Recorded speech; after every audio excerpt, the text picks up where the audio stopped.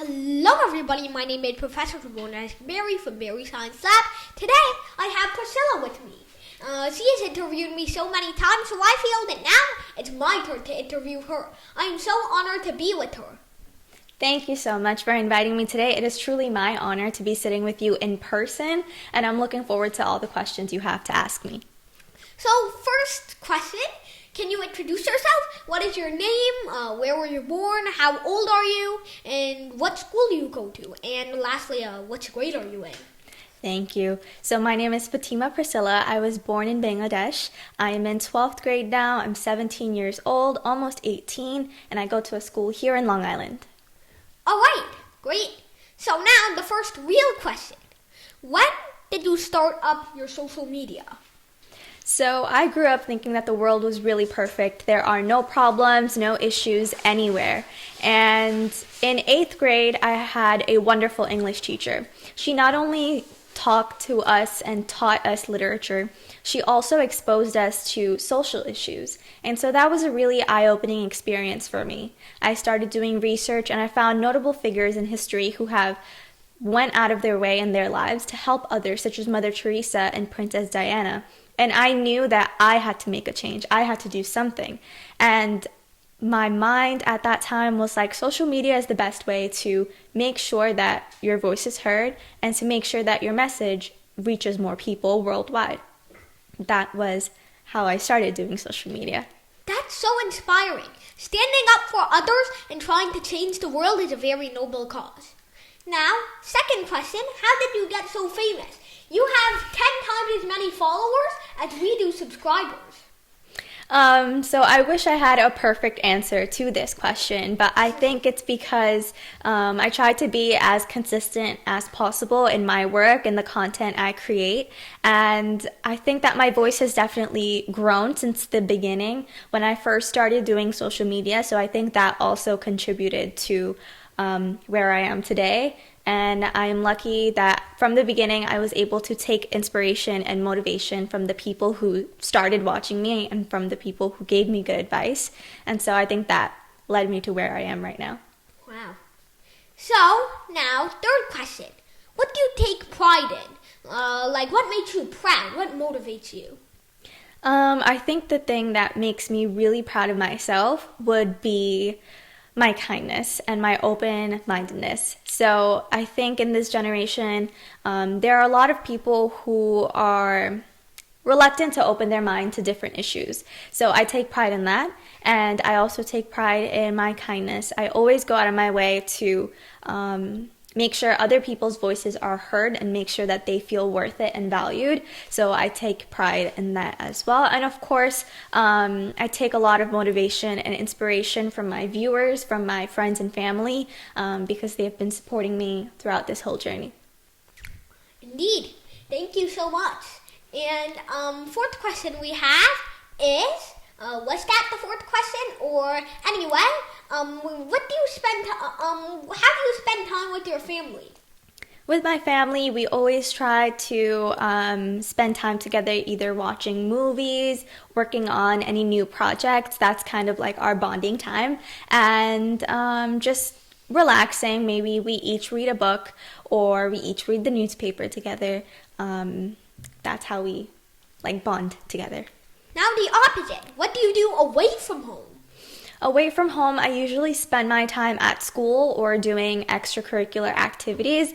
So I'm in mock trial right now, along with different national honor societies. So that's how I've been spending my time lately. All right. And now, I know you're very enthusiastic about philanthropy. Yes. In fact, you said yourself that you're very kind, and I can see that. Thank you. So the thing that embodies this is really a famous quote, or this famous proverb. Give a man a fish for a day, and give a man a fish, and he won't be hungry for the rest of the day. Teach a man how to fish, and he won't be hungry for the rest of his life. So, do you think it's better to temporarily give somebody in need the resources to survive, or teach that person in need how to fend for themselves? To be honest, I would say both. it's important to, give them the resources to get through the day, because you don't know how their other days have been going in the week or even in the month. But it's equally as important to teach them to use their resources, because whoever I help, whoever my volunteers help, we can't be there every single day, every single minute to make sure that they're doing okay. So an initiative that we started taking so that they can support themselves and their families is creating small businesses. We taught them, how to work, what to do, and we definitely plan on taking more initiative to, like you said, teach people how to use their resources so they can, pursue their dreams maybe and have a better life. Wow, that's great. Thank you. And now, I forgot to ask you this one. What is your opinion about school? I think our education system, especially in America, is really great. But I would say that we need more hands-on activities. I think you said this in a previous stream. I think I've said this in many yes. previous streams. But I would say to have more hands-on activities. I know it was hard, especially with COVID, to do that. But moving forward, I think that should be done. And I think that lesson plans should be more engaging. I do have some classes where it's super fun, super engaging. I never think about falling asleep and I never get tired in that class. But there are others who just give lectures and just read notes, and it's like they don't want to teach the class. And so that doesn't help students, feel more curious about their education or want to learn more. So I think that's something that teachers and just like people in general should do. Yeah, in fact, you mentioned that COVID-19 made things more difficult, but with examples of websites such as Brilliant or other learning and tutoring websites, there can still be hands-on activities even if they're online. So, thank you for that response. And now I also forgot to ask you this one. What do you plan to do after you graduate? After I graduate high school, I am hoping to get into one of the colleges that I desire to get into, and I definitely am looking forward to learning more, expanding my knowledge in broadcast journalism, and then hopefully going into law. All right. So, finally, I wanted to two more things. So, first of all, what are your hobbies? My hobbies. Whenever I do find some free time, I love to read classic books, recent books, any books out there. I'm trying to always grow my book collection, so I read a lot. I like to journal, about what's going on in the world or anything like that. Painting, drawing, always a favorite hobby, and sleep. Sleep is important. Sleeping is not really my hobby, considering I don't do much of it every night, but still, that's great. I see you like the arts a lot. And yes. Now, hearing that, I have one more question that I just thought of. How large is your bookshelf? It is 4 shelves long. Cool. Or tall, very wide. So, anyway, final question. Do you like math? I do. I love math. It was hard to like math in the beginning. In 5th grade, I was about to fail math. But from there, I think I found a newfound passion to pursue math.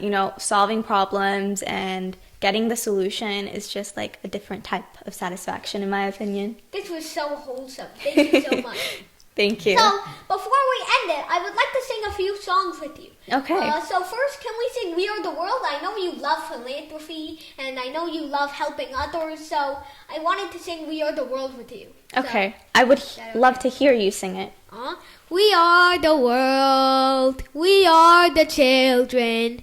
We are the ones who make a brighter day, so let's start giving. There's a choice we're making. We're saving our own lives. It's true, we make a better day, just me and you. Sorry, it was a bit awkward. I'm not a great singer. No, I think you're doing great. Brought to you by Brilliant.org. The Bari Science Lab to fall in love with math and science.